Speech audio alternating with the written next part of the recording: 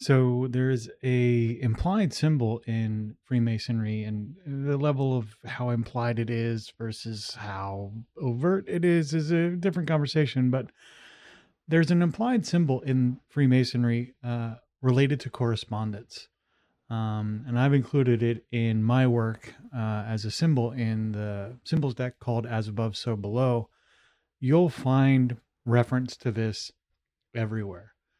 The notion here is very simple, that there is a patterned understanding of the way the universe operates that is mirrored in sort of as above, right, in the heavens or in the celestial sphere, um, and uh, here on earth, right? So you'll see the exact same patterns in heaven as on earth, or, on earth and below, as it were. Um, you'll also see the same patterns as within, so without.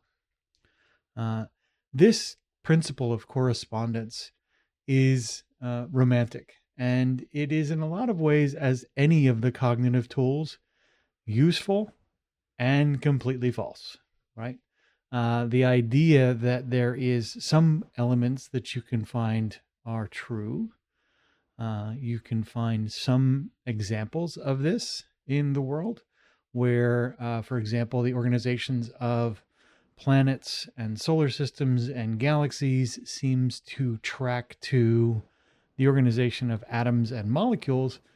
That's awesome. And, at some level might be functionally useful for you as a cognitive tool. There's plenty of evidence, though, where that's not the case.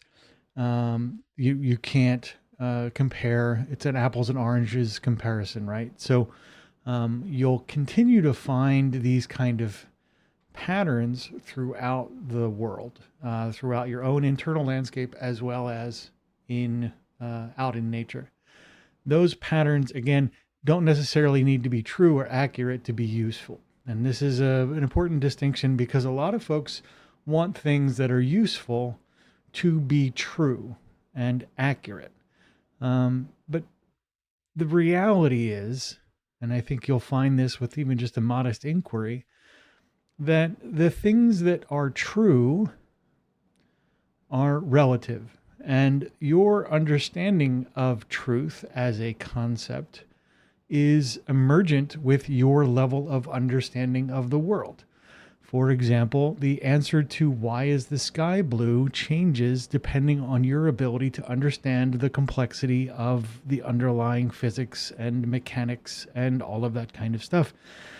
And the further you trace that line of inquiry, the more you have to describe the operation of the entire universe to get to an abstraction that, again, may or may not have any meaningful impact on your day. So when we talk about as above, so below, or this as within, so without correspondence, it's important to note that this is useful to the extent that it is useful. And when it stops being useful, discard it as a symbol that you're trying to work with. So when we operate with this in mind, we can start making reasonable projections and assumptions. When you, for example, clean out let's say the place where you're working, when you take all of the distractions out of your office or out of your home, that creates a clearer space for you kind of to be in. It also creates a clearer headspace for you to operate in. This is why one of the first things we do when we work to change our exterior is we tend to clean up, or work to change our interior, we tend to clean up our exterior. This is, both cosmetic, but it's also cognitive. And a lot of the reason why this works is a concept, and we'll get into it a little bit more as we go. But there are concepts here in psychology that we kind of use to understand how all these things fit together. That fundamental truth of as above, so below is effectively an application of the frequency illusion.